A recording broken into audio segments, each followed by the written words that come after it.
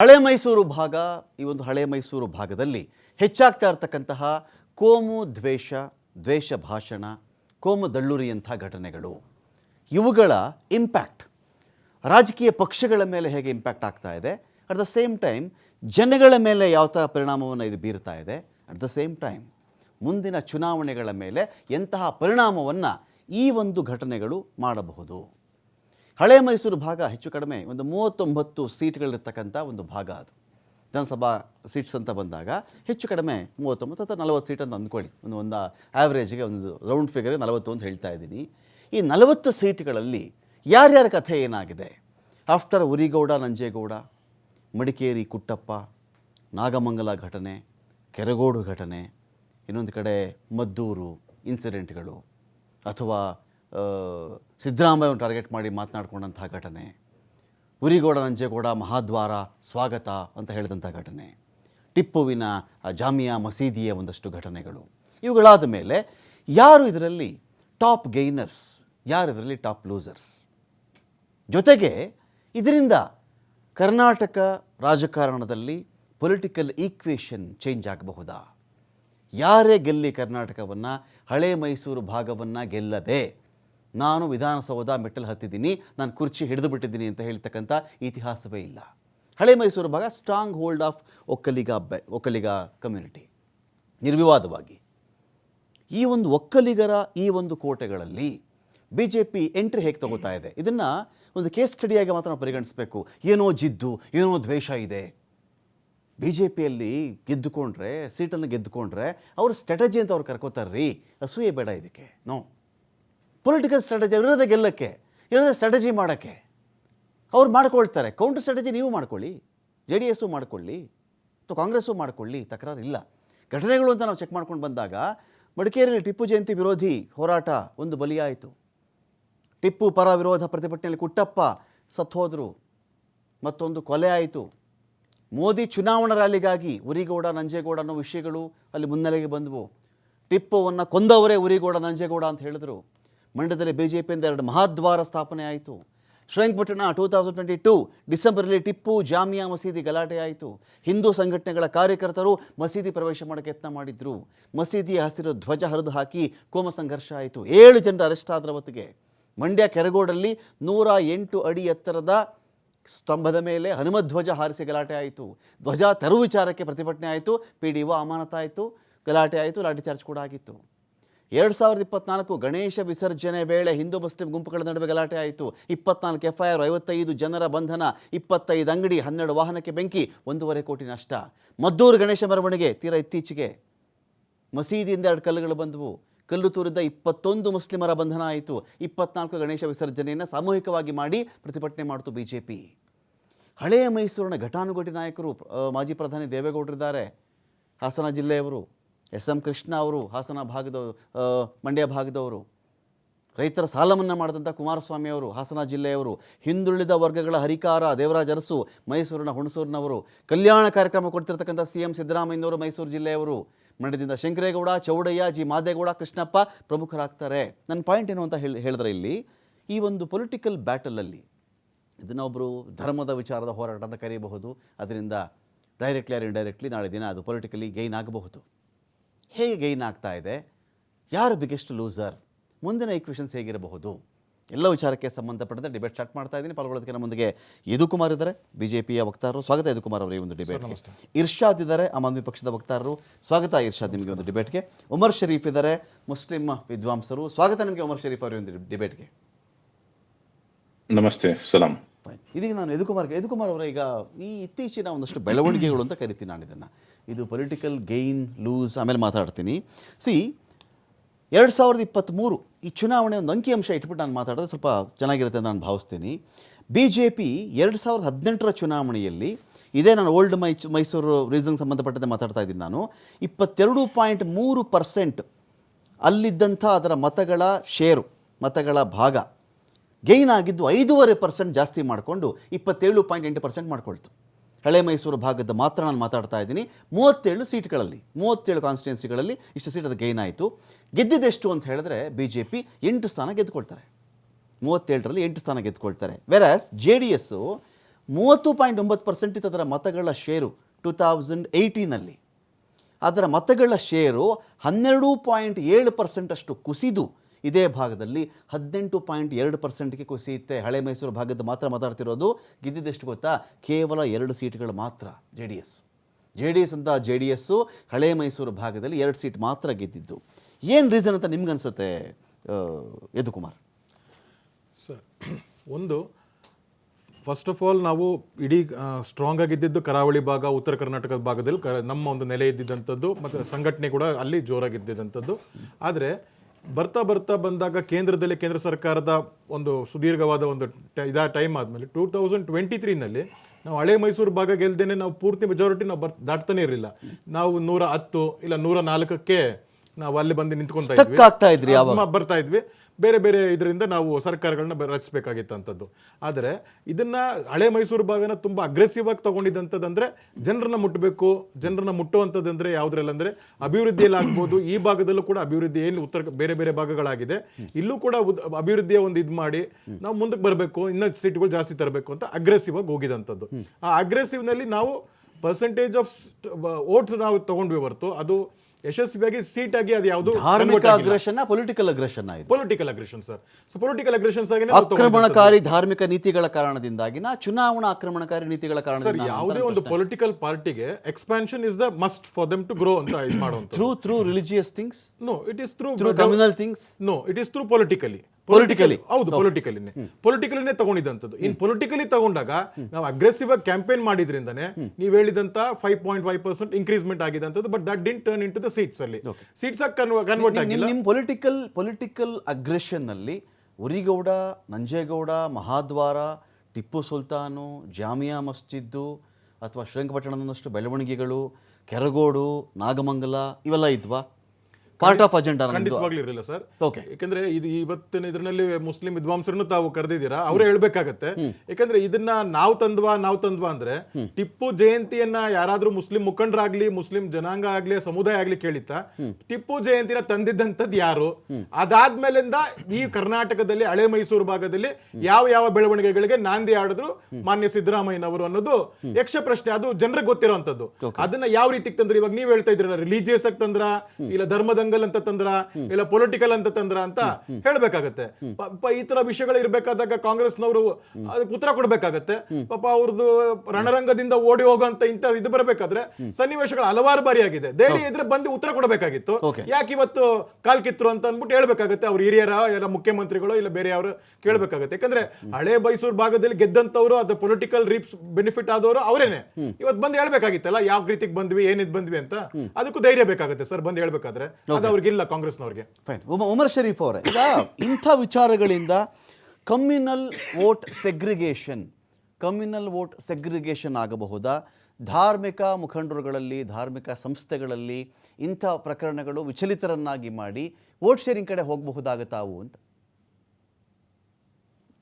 ಈಗ ಬಿಜೆಪಿ ಅವರು ಮಾಡತಕ್ಕಂತಹ ಕೆಲಸಗಳು ಎಲ್ಲ ಒಂದು ರೀತಿ ಪೋಲರೈಸೇಷನ್ ಅನ್ನ ಪಡೆದುಕೊಂಡು, ಅಂದ್ರೆ ಬೈನರಿ, ಹಿಂದೂ ಬೇರೆ ಮುಸ್ಲಿಂ ಬೇರೆ, ಹಿಂದೂಗಳ ಓಟು ಒಂದ್ ಕಡೆ ಹೋಗ್ಬೇಕಂತ ಕನ್ಸಾಲಿಡೇಟ್ ಮಾಡಕ್ಕೆ, ಅದೆಲ್ಲವೂ ಅವ್ರಿಗೆ ಹೋಗ್ಬೇಕಂತ ಒಂದು ಪ್ಲಾನಿಂಗ್ ನಲ್ಲಿ ಅವ್ರು ಏನ್ ಮಾಡ್ತಾರೆ, ಹಿಂದೂ ಮುಸ್ಲಿಂ ಎನ್ನುವ ಟಾಪಿಕ್ ತಗೊಂಡ್ ಬರ್ತಾರೆ. ಹಾಗಾಗಿ ಅವರ ಉದ್ದೇಶ ಇದೇ ಇರೋದು, ಅಂದ್ರೆ ವೋಟ್ ಅನ್ನ ಕನ್ಸಾಲಿಡೇಟ್ ಮಾಡ್ಕೊಳ್ಬೇಕು, ಇರೋ ಹಿಂದೂ ವೋಟ್ಸ್ ಎಲ್ಲ ನಮ್ಗೆ ಬರ್ಬೇಕಂತ ಆ ಒಂದು ಉದ್ದೇಶ ಪೂರ್ವಕವಾಗಿ ಅವ್ರು ಮಾಡುವತಕ್ಕಂತ ಕೆಲಸವಾಗಿದೆ. ಆದ್ರೆ ಅವ್ರಿಗೆ ಅದರಲ್ಲಿ ಸಕ್ಸಸ್ ಸಿಗ್ತಿದ್ಯಾ, ಯಶಸ್ಸು ಸಿಗ್ತಿದ್ಯಾ ಅಂತ ನೋಡಕ್ ಹೋದ್ರೆ ಸಿಕ್ತಿಲ್ಲ. ಆದ್ರೆ ವೋಟ್ ಗೈನ್ ಆಗಿದೆ, ವೋಟ್ ಪರ್ಸೆಂಟೇಜ್ ನಲ್ಲಿ ಗೈನ್ ಆಗಿದೆ. But at the same time ಅವ್ರಿಗೆ ಅದು ಮೆಟೀರಿಯಲೈಸ್ ಆಗಿಲ್ಲ. ಅಂದ್ರೆ 8 ಸೀಟೇ ಸಿಕ್ಕಿರೋದು ಬಿಜೆಪಿ ಅವರಿಗೆ, 8 ಸೀಟ್ ಸಿಕ್ಕಿರೋದು. ಇಲ್ಲಿ ಇನ್ನೊಂದು ಕಡೆ ನೋಡಕ್ ಹೋದ್ರೆ JDS ಗೆ ನೀವು ಒಂದು ಪ್ರಶ್ನೆ ಕೇಳಿದ್ರಿ, ಯಾಕೆ ಅವ್ರಿಗೆ ಬರೀ 2 ಸೀಟ್ ಸಿಕ್ತಂತ. ಆದ್ರೆ ಅವ್ರಿಗೆ ಇದಕ್ಕೆ ಮುಂಚೆ ಬಂದು 30% ಮೇಲೆ ಇದ್ದ ವೋಟ್ ಶೇರಿಂಗ್ ನಲ್ಲಿ ಅದು ಕುಸಿದು 12.7% ಕೆಳಗೆ ಬೀಳ್ಬೇಕಂದ್ರೆ ಕಾರಣ ಏನು ಅಂತ ಪ್ರಶ್ನೆ ಮಾಡುವಾಗ, ಟೋಟಲಿ ಮುಸ್ಲಿಮ್ಸ್ ಅವರ ಓಟು ಹಿಂದಿನ ಚುನಾವಣೆಯಲ್ಲಿ ಟೋಟಲಿ ಕಾಂಗ್ರೆಸ್ಗೆ ಅಂತ ಅವ್ರು ನಿರ್ಧಾರ ಮಾಡಿದ್ರು. ಅಂದ್ರೆ ಅದರ ಒಂದು ಸಿಟ್ಟಿಗೋಸ್ಕರನೇ JDS ಏನ್ ಮಾಡ್ತು, ಇನ್ನು ಮುಂದೆ ನಾವು ಬೆಂಬಲಿಗರಲ್ಲ, ನಿಮ್ಮ ಸಮುದಾಯ ನಮ್ಮ ನಮ್ಗೆ ಸಹಾಯ ಮಾಡಿಲ್ಲ, ನಿಮ್ಮ ಸಮುದಾಯ ನಮ್ಗೆ ಬೆಂಬಲ ಕೊಡ್ಲಿಲ್ಲ, ಆದ್ರಿಂದ ನಾವು ಬಿಜೆಪಿಗೆ ಸೇರ್ತೀವಂತ ಅವ್ರು ಬಿಜೆಪಿಗೆ ಸೇರ್ಕೊಂಡ್ರು. ಯಾಕಂದ್ರೆ ಹಿ ವಾಸ್ ಟೋಟಲಿ ಡಿಸಪಾಯಿಂಟೆಡ್. ಅಂದ್ರೆ ಗೌಡ್ರು ಫ್ಯಾಮಿಲಿ ಟೋಟಲಿ ಡಿಸಪಾಯಿಂಟ್ ಆಗ್ಬಿಟ್ರು, ಮುಸಲ್ಮಾನರು ಓಟು ಸಿಕ್ಲಿಲ್ಲ ಅಂತ.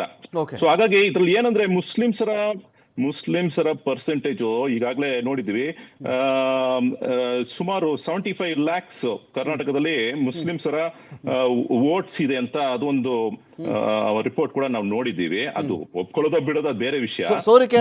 ಸೇಮ್ ಟೈಮ್ ನಂಬರ್ 1 ಒಂದು ವರದಿ ಇದೆ, ನಂಬರ್ 1 ಆರ್ ನಂಬರ್ 2 ನಲ್ಲಿ ಅದು ಇದ್ದಾರೆ. They are on number 1 or number 2 ನಲ್ಲಿ ಇರುವಂತಹ ಇಂತಹ ಒಂದು ಸಂಖ್ಯೆಯನ್ನು ಬಹಳ ಚೀಪ್ ಆಗಿ ಬಿಜೆಪಿ ಅವರ ಒಂದು ನಾಯಕರು ಅವ್ರು ಹೇಳಿದ್ರು, ನಮ್ಗೆ ಮುಸಲ್ಮಾನರ ವೋಟ್ ಬೇಡವೇ ಬೇಡ ಅಂತ ಹೇಳಿದ್ರು. ಅಂತ ಒಂದು ಮಾತು ಕೊಟ್ಟಿರೋರು ಇವತ್ತು ಮೈದಾನ ಬಿಟ್ಟು ಖಾಲಿ ಮಾಡ್ಬಿಟ್ಟು ಅವ್ರು ಕೂಡ ಹೋಗ್ಬಿಟ್ಟಿದ್ದಾರೆ. ಯಾಕಂತ ಹೇಳಿದ್ರೆ ಸೆಂಟ್ರಲ್ ಬಿಜೆಪಿ ಅವ್ರಿಗೆ ಮುಸ್ಲಿಮ್ಸ್ ಬೇಕಾಗಿದೆ. ಸೆಂಟ್ರಲ್ ಬಿಜೆಪಿ ಅವರಿಗೆ, ಅವರು ಸೆಂಟ್ರಲ್ ಮೋದಿ ಸರ್ಕಾರಕ್ಕೆ ಯಾವತ್ತಿಗೂ ನಮಗೆ ಮುಸಲ್ಮಾನರ ವೋಟ್ ಬೇಡ ಅಂತ ಅವ್ರು ಹೇಳಿಲ್ಲ. ಇಲ್ಲಿ ಕೂಡ ನಿಮ್ಗೆ ವಿಜಯೇಂದ್ರ ಆಗ್ಲಿ, ಸನ್ಮಾನ್ಯ ವಿಜಯೇಂದ್ರ ಆಗ್ಲಿ, ಎಲ್ಲ ಯಡಿಯೂರಪ್ಪನವರಾಗ್ಲಿ, ಅವರಿಬ್ರು ಕೂಡ ಬೇರೆ ರೀತಿಯಲ್ಲೇ ಅವರು ವರ್ತನೆ ಮಾಡ್ತಾ ಇದಾರೆ. ಅವ್ರು ಬಂದು ಯಾವತ್ತಿಗೂ ಸೆಕ್ಯುಲರ್ ಆಂಗಲ್ ಅಲ್ಲಿ ಹೋಗ್ತಾ ಇದಾರೆ. ಆದ್ರೆ ಇಲ್ಲಿ ಈ ಕಡೆ ಆರ್ ಅಶೋಕ್ ಅವರು ಮತ್ತೆ ಸಿ.ಟಿ. ರವಿ ಅವರು ಮತ್ತೆ ಪ್ರತಾಪ್ ಸಿಂಹ ಅವರು ಇವರು ಏನ್ ಮಾಡ್ತಾರೆ, ಇವರು ಒಂದು ಬೇರೆ ದಾರಿಯನ್ನು ಇಟ್ಕೊಂಡು ಹೋಗ್ತಿದ್ದಾರೆ. ಸೊ ಹಾಗಾಗಿ ಬಿಜೆಪಿ ಒಳಗೇನೆ ಗೊಂದಲ ಇದೆ. ಬಿಜೆಪಿ ಸೆಂಟ್ರಲ್ಗೂ ಮತ್ತೆ ರೀಜನಲ್ ಪಾರ್ಟಿಗೂ ಗೊಂದಲ ಇದೆ. ಬಿಜೆಪಿ ಒಳಗೇನೆ ರೀಜನಲ್ ಪಾರ್ಟಿ ಒಳಗೇನೆ ಗೊಂದಲ ಇದೆ. ಇದನ್ನ ಅರ್ಥ ಮಾಡ್ಕೊಳ್ಬೇಕು. ನಾವು ಬಿಜೆಪಿ ವಿರೋಧಿಗಳಲ್ಲ. ಫಸ್ಟ್ ವಿಷಯ ನಾನು ಹೇಳ್ಕೊಳ್ತೀನಿ, ಬಿಜೆಪಿ ಮಾತ್ರ ಸರಿಯಾದ ರೀತಿಯಲ್ಲಿ ನಮ್ಗೆ ಮುಸಲ್ಮಾನರು ಬೇಕಿದೆ, ಹಿಂದೂಗಳು ಬೇಕಿದೆ ಅಂತಂದ್ರೆ ಉಮರ್ ಶರೀಫ್ ಹೋಗಿ ಬಿಜೆಪಿಯನ್ನು ಜಾಯಿನ್ ಮಾಡ್ತಾನೆ, ಅಷ್ಟೇ, ಬೇರೆ ಏನಿಲ್ಲ. ಅವ್ರು ಸರಿಯಾಗಿ ರೀತಿಯಲ್ಲಿ ಮಾತ್ರ, ಸರಿಯಾದ ರೀತಿ ನೋಡಿ, ಎರಡು ನಮ್ ಕಣ್ಗಳೇ, ಹಿಂದೂಗಳು ನಮ್ ಕಣ್ಗಳು, ಮುಸಲ್ಮಾನರು ನಮ್ ಕಣ್ಗಳು, ಇವ್ರು ಇಬ್ರು ನಮ್ಗೆ ಬೇಕು. ಇಬ್ರು ಮಾತ್ರ ಇಲ್ಲ, ಕ್ರೈಸ್ತರು ನಮ್ಗೆ ಬೇಕು. ಹಾಗೆ ನೋಡ್ಬೇಕಾಗಿರುತ್ತೆ. ಪೊಲಿಟಿಕಲ್ ಪಾರ್ಟಿ ಅಸದುದ್ದೀನ್ ಆಗ್ಲಿ ಇಲ್ಲ ಆರ್ ಅಶೋಕ್ ಆಗ್ಲಿ, ನನ್ ಪ್ರಕಾರ ಇಬ್ರು ಬಂದು ಏನ್ ಮಾಡ್ತಾರೆ, ಬೈನರಿ ಪೊಲಿಟಿಕ್ಸ್ ಮಾಡ್ತಾರೆ. ಅಂದ್ರೆ ಡಿವೈಡ್ ಅಂಡ್ ರೂಲ್ ಮಾಡ್ತಾ ಇದಾರೆ. ಅದು ಬ್ರಿಟಿಷ್ ಅವ್ರು ಮಾಡ್ಬಿಟ್ಟಿದ್ದಾರೆ. ಅದನ್ನ ಯಾಕೆ ನಾವ್ ಇವಾಗ ತರಬೇಕಾಗಿದೆ? ಓಕೆ ಇರ್ಷಾದ್ ಯಾರು ಟಾಪ್ ಗೈನರ್ ಯಾರು ಇರ್ಷಾದ್ ಇದರಿಂದ? ಇವರು ಸ್ಟ್ರಾಟಜಿನೇ ಮಾಡ್ಕೊಳ್ಳಿ. ನಾನು ಆವಾಗಲೇ ಡಿಬೇಟ್ ಆರಂಭದಲ್ಲೇ ಒಂದು ಮಾತು ಹೇಳ್ತಾ ಇದ್ದೆ, ಒಂದು ಪಕ್ಷ ಈ ಥರ ಸ್ಟ್ರಾಟಜಿ ಮಾಡಿದಾಗ ರಾಜಕೀಯಕ್ಕೆ ಬರೋದು ನಾವು ಗೆಲ್ಲಬೇಕು ಅಂತ ಬರೋದು, ರಾಜಕೀಯಕ್ಕೆ ಬರೋದು ನಾನು ಮುಖ್ಯಮಂತ್ರಿ ಆಗಬೇಕು ಅಂತ ಬರೋದು, ರಾಜಕೀಯಕ್ಕೆ ಬರೋದು ನಾನು ಪ್ರಧಾನಮಂತ್ರಿ ಆಗಬೇಕು ಅಂತ ಬರೋದು. ಪಕ್ಷ ದೂಷಣೆ ಮಾಡಿಕೊಂಡು ಬೇರೆ ಪಾರ್ಟಿಗಳು ಕೂತ್ರೆ ಸುಮ್ಮನೆ ದೂಷಣೆ ಆಗುತ್ತೆ, ಕಣ್ಣೊರೆಸ್ತಕ್ಕಂಥ ತಂತ್ರ ಆಗುತ್ತೆ ವಿನಃ ಅದರಿಂದ ಏನೂ ಗೈನ್ ಆಗಲ್ಲ. ಅವ್ರು ಹಿಡ್ಕೊಂಡಿದ್ದಾರಪ್ಪ, ಕೆರೆಗೋಡು ಅಂತಾರೆ, ನಾಗಮಂಗಲ ಅಂತಾರೆ, ಮದ್ದೂರು ಅಂತಾರೆ, ಟಿಪ್ಪು ಅಂತಾರೆ, ಉರಿಗೌಡ ನಂಜೇಗೌಡ ಅಂತಾರೆ.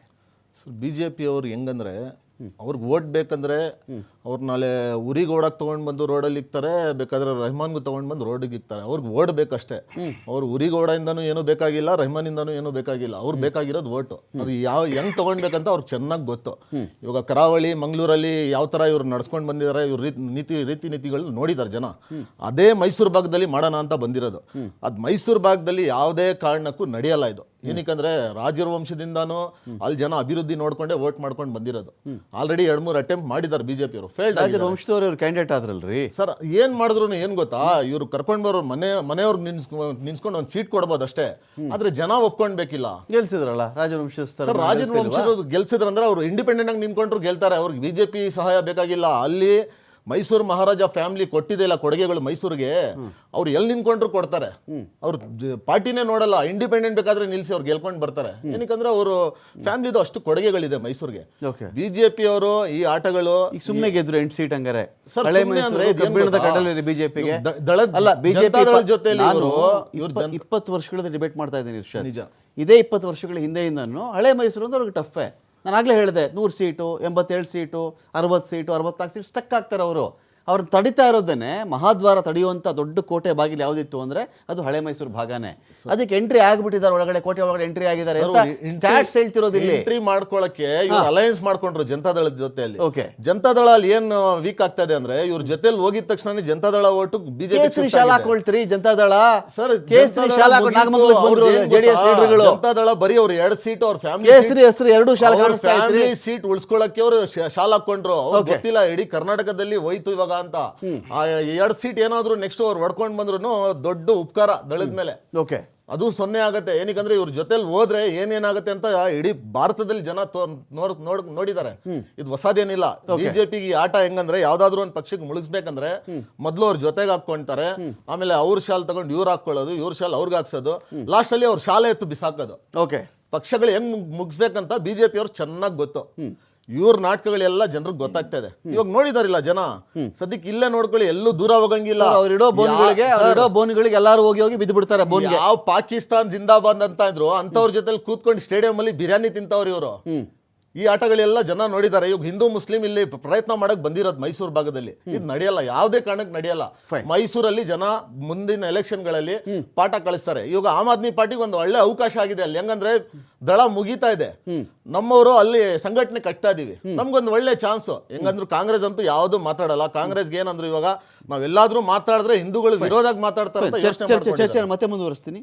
ಕಾಂಗ್ರೆಸ್ ಹಾಗಾದ್ರೆ ಈಗಲೂ ಗ್ಯಾರಂಟಿಗಳ ವಿಚಾರವನ್ನು ಇಟ್ಕೊಂಡೇ ಮುಂದಿನ ಚುನಾವಣೆಗೆ ಹೋಗುತ್ತಾ, ಅಥವಾ ಈ ಸಂದರ್ಭದಲ್ಲಿ ಕನ್ಸಾಲಿಡೇಟ್ ಆಗಿ ಈ ಕಡೆ JDSನವರು ನಮಗೆ ಮುಸ್ಲಿಂ ಸಮುದಾಯದ ವೋಟ್ ಬೇಡ ಅಂತ ಕೆಲವು ಸ್ಟೇಟ್ಮೆಂಟ್ಸ್ ಬಂದಿತ್ತು ಅನ್ನೋ ಕಾರಣಕ್ಕೆ ಇರೋಬ್ಬರೋ ಸುಮಾರು ಈ ಹಳೆ ಮೈಸೂರು ಭಾಗ ಅಂತ ಹೇಳಿದ್ರೆ 1.2 crores ವೋಟ್ ಇರ್ತಕ್ಕಂಥ ಜಾಗ ಅದು. 1.2 ಕೋಟಿ ಬರೀ ಹಳೆ ಮೈಸೂರು ಭಾಗದ ಮಾತ್ರ ನಾನು ಮಾತಾಡ್ತಾ ಇದ್ದೀನಿ. ಸುಖ ಸುಮ್ಮನೆ 1.2 ಕೋಟಿಯಷ್ಟು ವೋಟ್ಗಳನ್ನು ಯಾವುದೇ ರಾಜಕೀಯ ಪಕ್ಷ ಬಿಟ್ಟುಬಿಡಲ್ಲ. ಇದು ಕನ್ಸಾಲಿಡೇಟ್ ಆದರೆ ಒಂದು ಕಡೆ ಹಿಂದೂಗಳನ್ನ ನಾನು ಕನ್ಸಾಲಿಡೇಟ್ ಮಾಡ್ತಾ ಇದ್ದೀನಿ ಅಂತ BJP ಭಾವಿಸಿದ್ದರೆ, ನಾನು ಭಾನು ಮುಷ್ತಾಕ್ ಅವ್ರನ್ನ ಕರಿತೀನಿ, ನಾನು ಇನ್ನೇನೋ ಮಾಡ್ತೀನಿ, ನಾನು ಈ ಕಡೆ ಚಳವಳಿಗಳು ಮಾಡ್ತೀನಿ, ನಾನು ಕಾರ್ಯಕ್ರಮಗಳು ಮಾಡ್ತೀನಿ, ನಾನು ಅವ್ರ ಪರ ನಿಂತ್ಕೊಳ್ತೀನಿ ಏನೋ ಸಂದೇಶ ಕೊಡೋ ಮೂಲಕವಾಗಿ ಅಲ್ಪಸಂಖ್ಯಾತ ಸಮುದಾಯದ ಮತಗಳು ಯಾವಾಗ JDS ಮತ್ತು ಕಾಂಗ್ರೆಸ್ ನಡುವೆ ಡಿವೈಡ್ ಆಗ್ತಾ ಇತ್ತೋ ಅದು ಬರೀ ಪೂರ್ತಿಯಾಗಿ ಕಾಂಗ್ರೆಸ್ ಕಡೆನೇ ಬರುವಂತೆ ಅವ್ರು ಮಾಡ್ಕೊಳ್ತಾ ಇದ್ದಾರೆ. ಕುಮಾರ್ ಈಗ ನಾವು ಚೆಕ್ ಮಾಡಿದ್ರೆ ಈಗ ಕುಮಾರಸ್ವಾಮಿ ಅವರಿಗೆ ಆ ಮಟ್ಟದ ಆ ಒಂದು ಎಲೆಕ್ಷನ್ನ ಮಟ್ಟಿಗೆ ಒಂದಷ್ಟು ಅಸಹಾಯಕತೆಗಳಿತ್ತು. ಯಾವಾಗ ಅವರಿಗೆ ತೀರಾ 19 ಸೀಟ್ಗಳಿಗೆ ಒಂದು ಪ್ರಾದೇಶಿಕ ಪಕ್ಷ ಕುಸಿದು ಬಿಡುತ್ತೋ, ಈ 19 ಸೀಟ್ ಇರೋದು ಯಾವತ್ತು ಯಾವ ಥರ ಬೇಕಾದರೂ ಉಲ್ಟಾ ಆಗಬಹುದು, ಇನ್ನೂ ಕುಸಿಯಬಹುದು ಅನ್ನೋ ಆತಂಕದಲ್ಲೋ ಏನೋ ಅವರು ಸ್ಟ್ರಾಟಜಿ ಮಾಡಿರ್ತಾರೆ. ಅವರು ರಾಜಕೀಯದಲ್ಲಿ ಅವರು ಆಡಕ್ಕೆ ಬಂದಿರೋದು, ರಾಜಕೀಯ ಆಡಕ್ಕೆ ಅವರು ಕೂಡ ಬಂದಿರೋದು. ಅವರೇನು ಸುಮ್ಮನೆ ಫ್ಯಾಮಿಲಿ ಅಲ್ಲ, ದೇಶಕ್ಕೆ ಪ್ರಧಾನಮಂತ್ರಿ ಕೊಟ್ಟಿರ್ತಕ್ಕಂಥ ಫ್ಯಾಮಿಲಿ ಅವರದು. ಒಂದು ಹಾಸನ ಜಿಲ್ಲೆಯಿಂದ ನಮ್ಮ ದೇಶಕ್ಕೆ ಪ್ರಧಾನಿ ಸಿಕ್ಕರು. ಅವರು ಯಾವಾಗ ಈ ವಿಧಾನಸಭಾ ಫಲಿತಾಂಶ ಈ ಥರ ಆಗಿ ಹೋಯಿತೋ, ಇದೇ ಹಠ ನಾವು ಮುಂದುವರಿಸ್ಕೊಂಡು ಹೋದರೆ ನನಗೂ ಲಾಭ ಇಲ್ಲ, BJPಗೂ ಲಾಭ ಇಲ್ಲ, ಇಬ್ಬರಿಗೂ ಲಾಭ ಮಾಡ್ಕೊಳ್ಳೋದು ಹೇಗೆ, ನನಗೆ 1, 2, 3 MP ಸ್ಥಾನ ಸಿಕ್ಬಿಡಲಿ, ಅದರಲ್ಲಿ ನಾನು ಒಂದು ಕೇಂದ್ರದ ಮಂತ್ರಿ ಸ್ಥಾನ ಗಿಟ್ಟಿಸ್ಕೊಳ್ತೀನಿ ಅನ್ನೋ ಕಾರಣಕ್ಕೆ ನಿಮ್ಮೊಂದಿಗೆ ಅಲಯನ್ಸಿಗೆ ಬಂದರು. ಯಾವಾಗ ಇದು 39 ಸೀಟಿಂದ 19 ಸೀಟಿಗೆ ಬಂದಿದ್ರು, ನನಗೆ ಮುಸ್ಲಿಂ ವೋಟ್ ಬೇಕಾಗಿಲ್ಲ ಅಂತ ಅನೌನ್ಸ್ ಮಾಡಿದ್ರು ಅವರು. ಬೇಕಾಗಿಲ್ಲ ನನಗೆ ಅಂತ ಒಂಥರ ಅದು ಹೆಂಗಾಯಿತು ಅಂದರೆ ತೀರಾ ಮುನಿಸಿನ ಮಟ್ಟಕ್ಕೆ ರಾಜಕೀಯವಾಗಿ ಒಳಗಡೆ ಕಹಿ ಸತ್ಯಗಳನ್ನು ಅರಗಿಸಿಕೊಳ್ಳುವುದು ಬೇರೆ, ಬಹಿರಂಗವಾಗಿ ಮೈಕ್ ತಗೊಂಡು ಅದ್ರ ಬಗ್ಗೆ ಅನೌನ್ಸ್ ಮಾಡೋದು ಬೇರೆ. ಬಹಳ ವ್ಯತ್ಯಾಸ ಅವೆರಡೂ ಕೂಡ. ಅನೌನ್ಸ್ ಮಾಡಿದ ಪರಿಣಾಮ ದೇವೇಗೌಡರು ಹೇಳಿದರು ಮುಂದಿನ ಜನ್ಮದಲ್ಲಿ ಮುಸ್ಲಿಮ್ನಾಗಿ ಹುಡ್ತೀನಿ ಅಂತ. ಮುಸ್ಲಿಮ್ ಯಾರು ಗೆಲ್ಲಿಸಿದ್ರು ನಮ್ಮನ್ನೇನು ಮಾಡಿದ್ರಿ ಮುಸ್ಲಿಮರು, ನಾನು ರಾಮನಗರದ ಸ್ಮಶಾನಕ್ಕೆ ಜಾಗ ಕೊಟ್ಟಿದ್ದೆ, ಅವ್ರಿಗೆ ಸ್ಮರಿಸಲಿಲ್ಲ, ಇಷ್ಟು ಓಟ್ ಬಂತು, ನನ್ನ ಮಗನ ಸೋಲ್ಸಿದ್ರು, ಅವ್ರು ಸೋಲ್ಸಿದ್ರು, ಓಪನ್ ಆಗಿ ಹೇಳ್ಕೊಂಡ್ರು ಅವರು. ಸೊ ಇದರ ಫಲಾನುಭವಿ BJPನ ಇಲ್ಲ ಸರ್. ನೋಡಿ, ಒಂದು 94ರಲ್ಲಿ ಯಾವಾಗ ದೇವೇಗೌಡರು ಮುಖ್ಯಮಂತ್ರಿಗಳಾಗಿದ್ರು, ಆ ಸಮಾಜಕ್ಕೆ ಅವ್ರು ಮಾಡಿರೋಂಥ ರಿಸರ್ವೇಷನ್ಸ್ ಆಗ್ಬೋದು, 4% ರಿಸರ್ವೇಷನ್ಸ್ ಆಗ್ಬೋದು, ಬೇರೆ ಬೇರೆ ಅವ್ರು ಮಾಡಿದಂಥ ಕೆಲಸಗಳದ್ದಾಗ್ಬೋದು, ಅವಾಗ ಆ ಪಕ್ಷ ಅವ್ರನ್ನ ಕೈ ಹಿಡಿದಿದ್ದಂಥದ್ದು, ಅಂದ್ರೆ ಸಮುದಾಯ ಕೈ ಹಿಡಿದಂಥದ್ದು. ತದನಂತರಗಳಲ್ಲಿ ಅದು ಕಾಣೆ ಆಗ್ತಾ ಹೋಗ್ತಾ ಇತ್ತು, ಯಾರು ಕಾಣೆ ಆಗ್ತಾ ಹೋಗ್ತಾ ಇದ್ದಂಥದ್ದು. ಅದಕ್ಕೆ ಆದಂತ ಜಿಲ್ಲಾ ಮಟ್ಟದಲ್ಲಿ ಬೇರೆ ಬೇರೆ ಬೇರೆ ಕಾರಣಗಳಿರ್ತವೆ. ಅದು ಕಾಂಗ್ರೆಸ್ ಡೇ ಇರ್ಬೋದು, ಇದು ಮಾಡ್ಬೋದು. ಆದ್ರೆ ಅದೊಂದೇ ಸ್ಟ್ರಾಟಜಿ ಅಲ್ಲ sir. As A political party ಅವ್ರವ್ರ ಸ್ಟ್ರಾಟಜೀಸ್ ಟೈಮ್ ಅಂಡ್ ಇದು ಚೇಂಜ್ ಆಗ್ತಾನೆ ಇರುತ್ತೆ. ಅದಲ್ಲಿ ಆಸನಗಳಲ್ಲಿ ಆದಂತ ಬೇರೆ ಬೇರೆ ಬೆಳವಣಿಗೆಗಳಾಗ್ಬೋದು, ಬೇರೆ ಇದಾಗ್ಬೋದು. ಅದು ಮತ್ತೆ ಇಡೀ ಅವರು ಮುಖ್ಯಮಂತ್ರಿಗಳ ಮಾನ್ಯ ಕುಮಾರಸ್ವಾಮಿ ಅವರು ಮುಖ್ಯಮಂತ್ರಿಗಳಾಗಿದ್ದಾಗ ಅವ್ರಿಗೆ ಏನೊಂದು ಫೇರ್ ರೆಪ್ರೆಸೆಂಟೇಷನ್ಸ್ ಕೊಡಬೇಕಾಗಿತ್ತು, ಫ್ರೀ ರೆಪ್ರೆಸೆಂಟೇಷನ್ಸ್ ಕೊಡಬೇಕಾಗಿತ್ತು, ಗವರ್ಮೆಂಟ್ ಆಡಳಿತ ನಡೆಸೋದ್ರಲ್ಲಿ ಕಾಂಗ್ರೆಸ್ ಆಡಳಿತ ಎಡವಿತ್ತು. ಅದೆಲ್ಲ ಅವ್ರ ಕೈ ಅನುಭವ ಹಿಂದೆ ಇದ್ದಿದ್ರಿಂದ ಆಬ್ವಿಯಸ್ಲಿ ಒಂದು ಪೊಲಿಟಿಕಲ್ ಪಾರ್ಟಿ ಒಂದು ಸರ್ವೈವಲ್, ಒಂದು ಕಾರ್ಯಕರ್ತರ ಸರ್ವೈವಲ್ ಎರಡು ಇಂಪಾರ್ಟೆಂಟ್ ಆಗುತ್ತೆ. ಆ ಎರಡು ಇಂಪಾರ್ಟೆಂಟ್ಗೋಸ್ಕರ ಅವರು ಮೈತ್ರಿ ಗೆದ್ದಂತ ಬಂದಿದಂತದ್ದು. ಆಮೇಲೆ ಮೈತ್ರಿಗಂತ ಬಂದಾಗ we were fair enough to give them the ಏನು ಸೀಟ್ಸ್ ಏನು ಕೇಳಿದಂಥದ್ದು, fair enough to give them signs. ಅಂದ್ರೆ ಅಷ್ಟು ಚಿಕ್ಕ ಪಕ್ಷ ಆದ್ರೂ ಕೂಡ ಗೆದ್ದ ಮೇಲೆ ಒಂದು ಜವಾಬ್ದಾರಿಯುತ ಸ್ಥಾನ, ಕೇಂದ್ರ ಮಂತ್ರಿ ಸ್ಥಾನ ಕೊಟ್ಟಿರೋ. JDS ನ ಅಸಹಾಯಕತೆ ನಿಮಗೆ ವರದಾನ ಆಯಿತು. ನೀವಿಬ್ರು ಇಂಡಿಪೆಂಡೆಂಟ್ ಆಗಿ ಇಬ್ರು ಫೈಟ್ ಮಾಡಿದ್ದಿದ್ರೆ ಚಿತ್ರಣ ಬೇರೆ ಇರ್ತಾ ಇತ್ತು. ಇಂಡಿಪೆಂಡೆಂಟ್ ಆಗಿ ಫೈಟ್ ಮಾಡಿದ್ದಿದ್ರೆ ನೀವು ಈಗ ನೋಡಿ, ಈಗ ಒಂದು 5.5% ವೋಟ್ ಶೇರ್ ಅವ್ರದೇ ತೊಗೊಂಡಿರೋದು, ನೀವು ಮೇಜರ್ 5.5% ವೋಟ್ ಶೇರ್ ನೀವೇ ತೊಗೊಂಡಿರೋದು ಅವ್ರದ್ದು. ಆ ವೋಟ್ ಶೇರ್ ನೀವು ಕಿತ್ಕೊಂಡು, ಅಂದರೆ ನಿಮ್ಮಲ್ಲೇ ಕಿತ್ತಾಟ ಆಗಿದೆ, ಕಾಂಗ್ರೆಸ್ಗೆ ಲಾಭ ಆಗ್ತಾ ಇತ್ತದು. So every party has this own strategy. ಸರ್ವೈವಲ್ಗೋಸ್ಕರ ಆಗ್ಬೋದು, ಜನರ ಸೇವೆಗೋಸ್ಕರ ಆಗ್ಬೋದು, ರಾಷ್ಟ್ರಕ್ಕೋಸ್ಕರ ಆಗ್ಬೋದು. ಈ ಮೂರು ಇದರಲ್ಲಿ ಯಾವ್ದಾದ್ರು ಒಂದು ಸರಿ ಅನ್ಸುತ್ತೆ ಅಂತಂದ್ರೆ ಅವ್ರು ಆ ಇದಕ್ಕೆ ಮೈತ್ರಿಗೆ ಒಪ್ಕೊಂಡಿರುವಂತದ್ದು. What was wrong? What was sir ಹಾಗಾದ್ರೆ ರಾಂಗ್ ಅಂತ ಹೇಳ್ತಿಲ್ಲ, ನಡೀತಿರೋ ಘಟನೆಗಳ ಬಗ್ಗೆ ಹೇಳ್ತಾರೆ. ಇಲ್ಲಿ ಯಾರು ರಾಂಗ್ ಅಂತ ದೂಷಿಸ್ತಾ ಇಲ್ಲ. ಸೊ ನೀವೇನ್ ಹೇಳ್ತಾ ಇರೋದಂದ್ರೆ, ಹಾಗಾದ್ರೆ ಇಷ್ಟೊಂದು ಈ ಒಂದು ಹಳೆ ಮೈಸೂರು ಇದರಲ್ಲಿ ಈ ತರದ ಧರ್ಮದಂಗಲ್ ತಂದವ್ರು ಯಾರು ಸರ್? 2013ದಿಂದ ಶುರು ಮಾಡ್ಕೊಂಡ್ರೆ ಯಾವ ರೀತಿಯಾಗಿ ಮುಖ್ಯಮಂತ್ರಿಗಳು ತಗೊಂಡ್ಬಂದಿದಂತದ್ದು ಪ್ರತಿ ಒಂದು ಓಲೈಸೋ ಸಮುದಾಯಕ್ಕೆ ಶಾದಿ ಭಾಗ್ಯ ತಂದಿದ್ಯಾರು? ಟಿಪ್ಪು ಸುಲ್ತಾನ್ ಟೋಪಿ ಹಾಕೊಂಡ್ರೆ ನೀವು ಶಾದಿ ಭಾಗ್ಯ ಸುಳ್ಳ? ಟಿಪ್ಪು ಸುಲ್ತಾನ್ ಟೋಪಿ ಹಾಕೊಂಡ್ರೆ ಯಾರು ಸರ್? ಟೋಪಿ ಹಾಕೊಂಡಾಗ ಅವ್ರು ನಮ್ಮ ಪಕ್ಷದಲ್ಲಿ ಯಡಿಯೂರಪ್ಪನವರು ಅವ್ರು ಇದ್ ಮಾಡಿದಾಗ ನಮ್ಮ ಪಕ್ಷದಲ್ಲಿ ಇದ್ದಿಲ್ಲ. ಈ was a different party. I am the representative of the political party, ಭಾರತೀಯ ಜನತಾ ಪಾರ್ಟಿ. ನಾನು ಭಾರತೀಯ ಜನತಾ ಪಾರ್ಟಿಗೆ ವಕ್ತಾರರಾಗಿ ಹೇಳ್ತಾ ಇದ್ದಂಥದ್ದು, ನಮ್ಮಲ್ಲಿದ್ದಾಗ ಇಲ್ಲ ಅಂತ ಹೇಳ್ತಾ ಇರೋಂಥದ್ದು. ಸೊ ಆ ತರ ಇರ್ಬೇಕಾದಾಗ ಈ ಧರ್ಮದಂಗಲ್ನ ತಂದಿದಂಥದ್ದು. ಆಮೇಲೆ sir, they are taken them for the granted ಅಂತ. ಹಳೆ ಮೈಸೂರು ಭಾಗದಲ್ಲಿ ಅವ್ರು ಟೇಕನ್ ಫಾರ್ ಗ್ರಾಂಟೆಡ್ ಅಂತ ಇತ್ತು. ನಾವು ಯಾವಾಗ್ಲೂ ಅಷ್ಟೇ ಮತದಾರನ ಟೇಕನ್ ಫಾರ್ ಗ್ರಾಂಟೆಡ್ ಅಂತ ತಗೊಂಡಿಲ್ಲ. ಅವ್ರು ಏನ್ ಆಶೀರ್ವಾದ ಮಾಡ್ತಾರೆ ಅದ್ ಮಾಡಿದಂಥದ್ದು. ನಾವು ಅಗ್ರೆಸಿವ್ ಆಗಿ ಕ್ಯಾಂಪೇನ್ ಮಾಡಿದ್ವಿ, ವೋಟ್ ಇದ್ ಮಾಡಿದ್ವಿ. ಇವತ್ತು ನಾವು ಬಂದ್ಬಿಟ್ಟು ಅದೇ ಮೈತ್ರಿ ಪಕ್ಷದ ಜೊತೆಗೆ ಲೋಕಸಭಾ ಎಲೆಕ್ಷನ್ಸ್ ಅಲ್ಲಿ ಹೋದ್ವಿ. 2,75,000 ದೊಡ್ಡ ಅಂತರದಲ್ಲಿ ಗೆದ್ದಿದಂತದ್ದು. ಹಂಗಂದ್ರೆ ಕನ್ಸಾಲಿಡೇಟ್ ಅಂದ್ರೆ ಆ ಪಕ್ಷ ಇನ್ನೂ ಅಲ್ಲೂ ಜೀವಂತವಾಗಿದೆ. ನಾವು ಯಾವ್ದು ಪಕ್ಷ ಆಪೋಷಣೆ ತಗೊಂಡಿಲ್ಲ ಸರ್. ಫಾರ್ ದ ರೀಸನ್ ಅಂದ್ರೆ JDU is with us for last 30 years. ಅದು ಎರಡು ಸಿಕ್ಕ ಪಕ್ಷ. ಆದ್ರೆ ನಾವು ಗೆದ್ದಾಗೆಲ್ಲೂ ಮುಖ್ಯಮಂತ್ರಿ ಆಗಿದಂತದ್ದು ನಮ್ಮಕ್ಕಿಂತ ಸಣ್ಣ ಪಕ್ಷ JDUನೇ ಹೊರತು ಬೇರೆ ಇದ್ದಲ್ಲ. ಆಪೋಷಣೆ ತಗೊಳ್ಳುವಂತದ್ದು ಕಾಂಗ್ರೆಸ್ ಎಲ್ಲೆಲ್ಲ ಆ ತರದ ಆಪೋಷಣೆ ತಗೊಂಡಿದ್ಯೋ ಅದೇ ಇವತ್ತು ಬಿಹಾರಲ್ಲಿ ರೀಜನಲ್ ಪಾರ್ಟಿ ಆಗಿದೆ. ತೇಜಸ್ವಿ ಯಾದವ್ 243 ಸೀಟ್ ತಾನೇ ಘೋಷಣೆ ಮಾಡ್ಕೊಂಡಿದ್ದಂತದ್ದು sir. Where is India alliance? Where is Rahul? Vote ಚೋರಿ ಎಲ್ಲಾಯ್ತು? ವೋಟ್ ಚೋರಿ ಇವರಿಬ್ಬರೇ ಮಾಡಿದಂತದ್ದು. 243 ಕ್ಷೇತ್ರಕ್ಕೆ RJD ಅಭ್ಯರ್ಥಿಗಳನ್ನ ಘೋಷಣೆ ಮಾಡ್ತೀವಿ ಅಂತ ತೇಜಸ್ವಿ ಯಾದವ್ ಹೇಳಿದ್ಮೇಲೆ where is Congress? Where is Congress? Umar Sharif ji, ನನ್ನ ಪಾಯಿಂಟ್ ಒಂದಿದೆ ಇಲ್ಲಿ. ಈಗ ನೀವು ಹೇಳೋದು ಈ ತರ ಕನ್ಸಲ್ಟೇಟ್ ಮಾಡ್ಕೊಳ್ತಾ ಇದ್ದಾರೆ ಅಂತ ಹೇಳಿ, ನಿಮ್ಮನ್ನು ನೀವು ದೊಡ್ಡ ಶಕ್ತಿ ಅಂತ ಕರೆದುಕೊಳ್ಳಬಹುದು. ನಿಮ್ಮನ್ನ ಇನ್ ದ ಸೆನ್ಸ್ ಎಕ್ಸಾಕ್ಟ್ ಆಗಿ ಉಮರ್ ಶರೀಫ್ ಅಂತ ನಾನು ಕರಿತಾ ಇಲ್ಲ. ಆ ಭಾಗದ ಅಲ್ಪಸಂಖ್ಯಾತ ಸಮುದಾಯದ ಮತಗಳ ಬಗ್ಗೆ ನನ್ನ ಮಾತನ್ನು ಹಾಗೆ ಅರ್ಥ ಮಾಡ್ಕೊಳ್ಳಿ ನೀವು. Umar Sharif as a individual person ಆಗಿ ನಾನು ಆ ಒಂದು ವಿಚಾರದಲ್ಲಿ ನಿಮ್ಮನ್ನು ಕೇಳ್ತಾ ಇಲ್ಲ ನಾನು. ನೋಡಿ, ಇಲ್ಲಿ ಇವರು ಮೈಸೂರು ಗೆದ್ಕೊಳ್ತಾರೆ, ಮಂಡ್ಯ ಗೆದ್ಕೋತಾರೆ, ಹಾಸನ್ ಗೆದ್ಕೊಳ್ತಾರೆ. ಈ ಒಂದು ವಿಚಾರದಲ್ಲಿ ನಾವು ಚೆಕ್ ಮಾಡಿಕೊಂಡಾಗ 2024 ಲೋಕಸಭಾ ಎಲೆಕ್ಷನ್ಸು ನಾವು ನೋಡ್ತೀವಿ, BJP JDS ಅಲಯನ್ಸು ಹಳೆ ಮೈಸೂರು ಭಾಗದ ಅನೇಕ ಸ್ಥಾನಗಳನ್ನ ಗೆದ್ಕೊಳ್ತಾರೆ ಇವರು. ನಾನು ಕೇಳೋದು, ಎಷ್ಟರ ಮಟ್ಟಿಗೆ ನೀವು ಮಂಡ್ಯದಲ್ಲಿ BJP ಕಡೆಯವರು ಗೆಲ್ಲದಂತೆ ನೀವು ತಡೆದ್ರಿ, ಕುಮಾರಸ್ವಾಮಿ ಅಥವಾ ಅಲಯನ್ಸ್ ಗೆಲ್ಲದಂತೆ ನೀವು ತಡೆದ್ರಿ, ಎಷ್ಟು ಮಟ್ಟಿಗೆ ಮೈಸೂರಲ್ಲಿ ತಡೆದ್ರಿ, ನಿಮ್ಮ ಫೋರ್ಸ್ ಆ ಭಾಗದಲ್ಲಿ ಏನಾಗಿತ್ತು ಅಂತ. ಹಳೆ ಮೈಸೂರು ಭಾಗದಲ್ಲೇ ಮಾತಾಡ್ತಾ ಇರೋದು. ನಿಮ್ಮ ಫೋರ್ಸು ಅಲಯನ್ಸ್ನ ನಿಮ್ಗೆ ಅಷ್ಟು ಶಕ್ತಿ ಇದ್ದದ್ದೇ ಆದರೆ ಎಳೆದು ನಿಲ್ಲಿಸ್ಬೇಕಾಗಿತ್ತಲ್ಲ, ಇನ್ ಫೇವರ್ ಆಫ್ ಕಾಂಗ್ರೆಸ್ ನೀವು ಗೆಲ್ಲಿಸ್ಬೇಕಾಗಿತ್ತಲ್ಲ, ಅದಾಗಲಿಲ್ವಲ್ಲ ನಿಮಗೆ? ನೋಡಿ, ಅಲ್ಲಿ ಎಕ್ಸಾಕ್ಟ್ಲಿ ಹಳೆ ಮೈಸೂರು ಕಡೆ ಏನ್ ಸ್ಟ್ರಾಟಜಿ ಅಂತ ನಾನು ಕ್ಲಿಯರ್ ಆಗಿ ಮಾತಾಡಕ್ಕಾಗಲ್ಲ. ಆದ್ರೆ ಒಂದು ವಿಷಯ ಹೇಳ್ಬೋದು, ಡೈರೆಕ್ಟ್ಲಿ ಇಲ್ಲಿ ಸಾಮಾನ್ಯರಾಗಿ ನೀವು ಯಾರನ್ನ ಬೇಕಾದ್ರೂ ಕೇಳಿದ್ರೆ ಮುಸಲ್ಮಾನ್ರ ಹತ್ರ ನೀವು ಬಿಜೆಪಿ ವೋಟ್ ಹಾಕ್ತೀರಾ ಅಂತ ಪ್ರಶ್ನೆ ಮಾಡಿದ್ರೆ 99% ಇಲ್ಲ ಅಂತಾನೆ ಹೇಳ್ತಾರೆ. ಆ ಮೈಂಡ್ ಸೆಟ್ ಗೆ ಬಂದ್ಬಿಟ್ಟಿದ್ದಾರೆ. ಸ್ಟ್ರಾಟಜಿ ಏನ್ ದೊಡ್ಡದಾಗಿಲ್ಲ ಇಲ್ಲಿ ದೊಡ್ಡದು ಸ್ಟ್ರಾಟಜಿ ಏನ್ ಮುಸಲ್ಮಾನರ ಕಡೆ ದೊಡ್ಡ ಸ್ಟ್ರಾಟಜಿನೇ ಇಲ್ಲ. ಸಿಂಪಲ್ ಸ್ಟ್ರಾಟಜಿ, ನಾವು ಬಿಜೆಪಿನ ಗೆಲ್ಸ್ಬಾರ್ದು, ಅವ್ರು ಗೆಲ್ಲಕ್ಕೆ ನಾವು ಜಾಗ ಮಾಡ್ಕೊಡ್ಬಾರ್ದು, ಅಷ್ಟೇ ಇರೋದು. ಅಸದುದ್ದೀನ್ ಬಂದ್ರು ಕೂಡ ಅಸದುದ್ದೀನ್ ಓವೈಸಿಗೆ ಬೆಂಬಲ ಕೊಡಲ್ಲ. ಆತ ಒಬ್ಬ ಮುಸಲ್ಮಾನ ಅನ್ನುವ ಒಂದು ಕಾರಣಕ್ಕೋಸ್ಕರ ಅವನ್ನ ಗೆಲ್ಸುವ ಉದ್ದೇಶ ಮುಸಲ್ಮಾನರಿಗೆ ಇಲ್ಲವೇ ಇಲ್ಲ, ಕರ್ನಾಟಕದ ಮುಸಲ್ಮಾನರಿಗೆ. ಅವರ ಉದ್ದೇಶ ಏನಾಗಿದೆ ಏನಿದೆ ಅಂದ್ರೆ ಉದ್ದೇಶ ಒಂದೇ ಇರೋದು, ಬಿಜೆಪಿ ಪವರ್ ಬರ್ಬಾರ್ದಂತ. ಸೊ ಇದ್ರಲ್ಲಿ ನನ್ಗೆ ಏನಂದ್ರೆ ಮುಸಲ್ಮಾನರು ನೋಡಿದ್ರೆ ಸ್ವಲ್ಪ ಪಾಪ ಅನ್ಸುತ್ತೆ. ಯಾಕಂತ ಹೇಳಿದ್ರೆ ಅಜೆಂಡಾನೇ ಇಲ್ಲ ಮುಸಲ್ಮಾನರ ಹತ್ರ. ನನಗೆ ಕಾಂಗ್ರೆಸ್ ಅವರು ನೀವು ನಿಮ್ಗೆ ವೋಟ್ ಮಾಡಿದ್ರೆ ಇಷ್ಟು ಜನರಿಗೆ ನೀವು ಇದ್ ಮಾಡ್ಬೇಕು, ನಮ್ಗೆ ನಮ್ಮ ಸಮುದಾಯಕ್ಕೆ ಇದು ನಮ್ಮ ಅಪೀಲ್ ಆಗಿದೆ, ನಮ್ಮ ರಿಕ್ವೆಸ್ಟ್ ಆಗಿದೆ, ನಮ್ಮ ಮನವಿ ಆಗಿದೆ ಅಂತದ್ ಏನು ಮಾಡಕ್ ಮುಂದೆ ಬರ್ತಿಲ್ಲ ಮುಸಲ್ಮಾನರು. ಆದ್ರೆ on the other hand BJP ಯಾವಾಗ್ಲೂ ಅಕ್ಯೂಸ್ ಮಾಡೋದೇನಂದ್ರೆ ಇವ್ರು ಯಾವತ್ತಿಗೂ ಮೈನಾರಿಟೀಸ್ ಪರವಾಗಿನೇ ನಿಂತ್ಕೊಳ್ತಾ ಇದಾರೆ, ಅವ್ರಿಗೋಸ್ಕರವೇ ಅವ್ರು ಎಲ್ಲವನ್ನು ಮಾಡ್ತಾ ಇದಾರೆ, ಅವರ ಎಲ್ಲ ಭಾಗ್ಯಗಳು ಕೂಡ ಆ ಮೈನಾರಿಟೀಸ್ಗೆ ಸಹಾಯ ಆಗ್ತಿದ್ದ ಆ ಒಂದು ಆರೋಪ ಮಾಡ್ತಾನೆ ಇದ್ದಾರೆ. ಅದು ಒಂದು ಸುಳ್ಳು ಆರೋಪ. ಯಾಕಂತ ಹೇಳಿದ್ರೆ ಮೈನಾರಿಟೀಸ್ ಕೂಡ ಆ ಭಾಗ್ಯದಲ್ಲಿ ಅವ್ರು ಕೂಡ ಏನಾಗ್ತಿದ್ದಾರೆ, ಭಾಗಿಯಾಗ್ತಿದ್ದಾರೆ, ಅವ್ರು ಕೂಡ ಬೆನಿಫಿಷಿಯರಿ ಆಗ್ತಿದ್ದಾರೆ, ಓಕೆ ಅವ್ರಿಗೆ ಪ್ರಯೋಗ ಆಗ್ತಿದ್ದಾರೆ, ಬಟ್ ಅವ್ರಿಗೆ ಮಾತ್ರ ಆಗ್ತಿಲ್ಲ.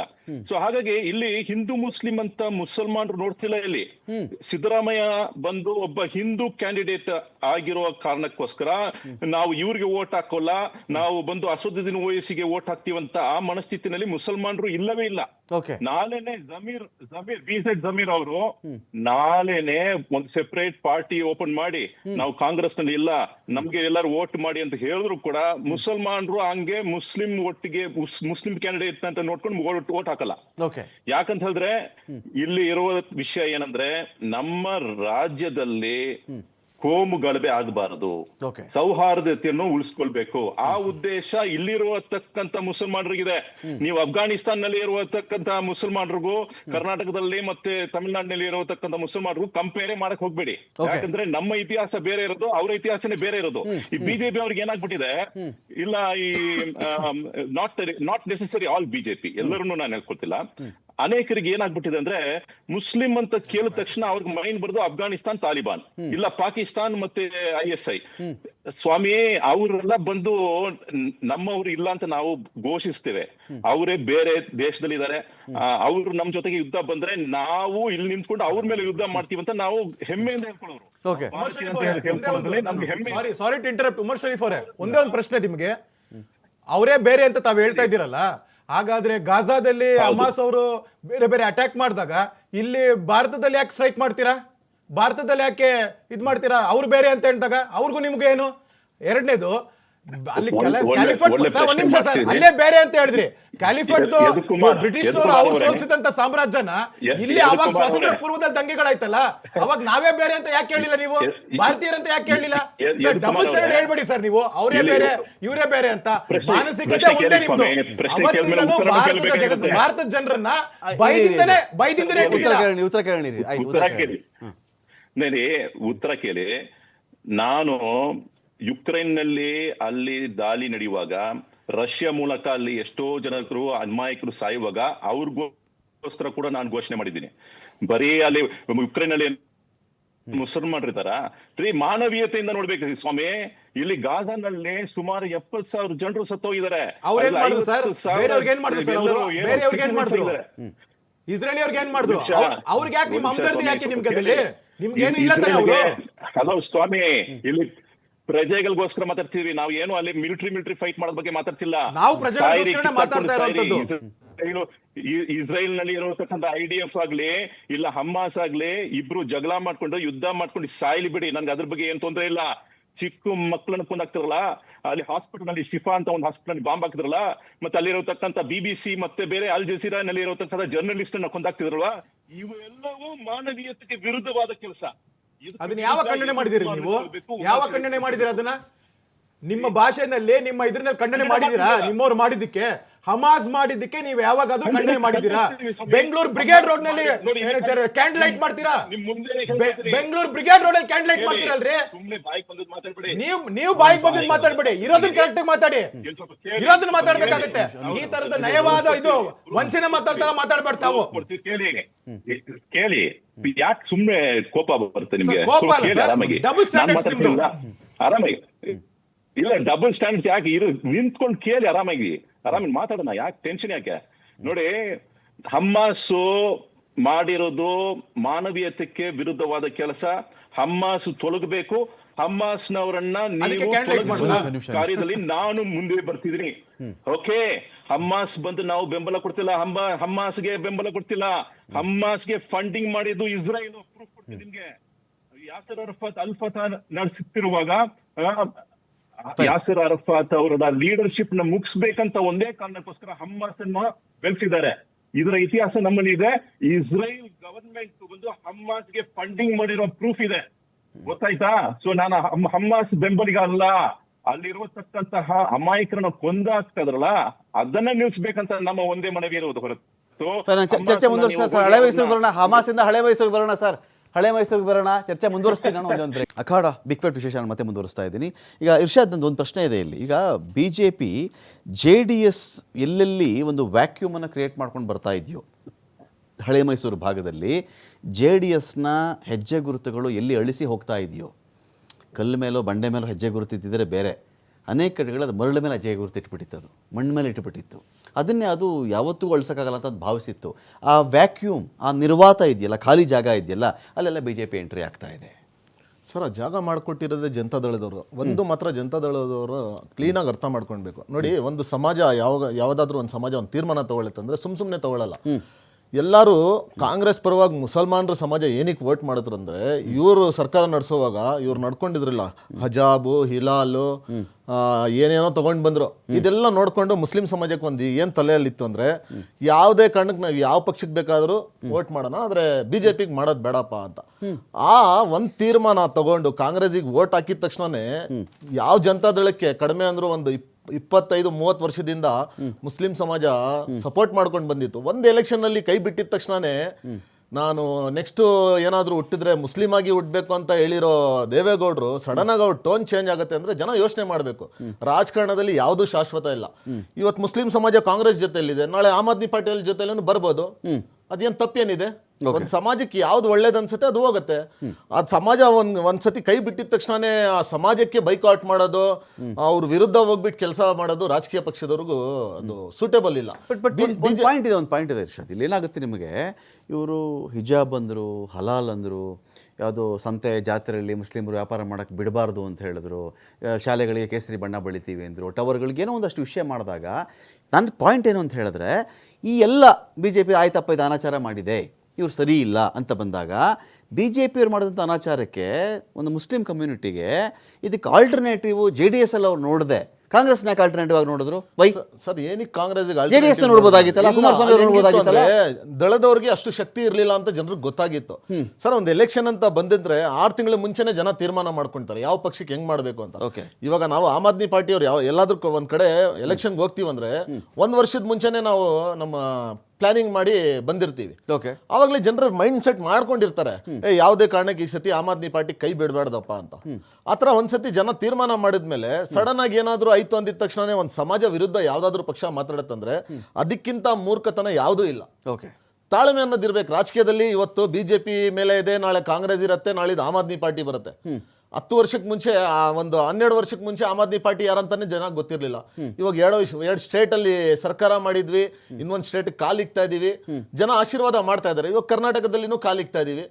ಬರೋ ಚುನಾವಣೆಯಲ್ಲಿ ನಮಗೂ ಒಂದು ವಿಶ್ವಾಸ ಇದೆ, ನಮಗೂ ಒಂದು 20-30 ಸೀಟ್ಗಳು ಬರುತ್ತೆ ಅಂತ.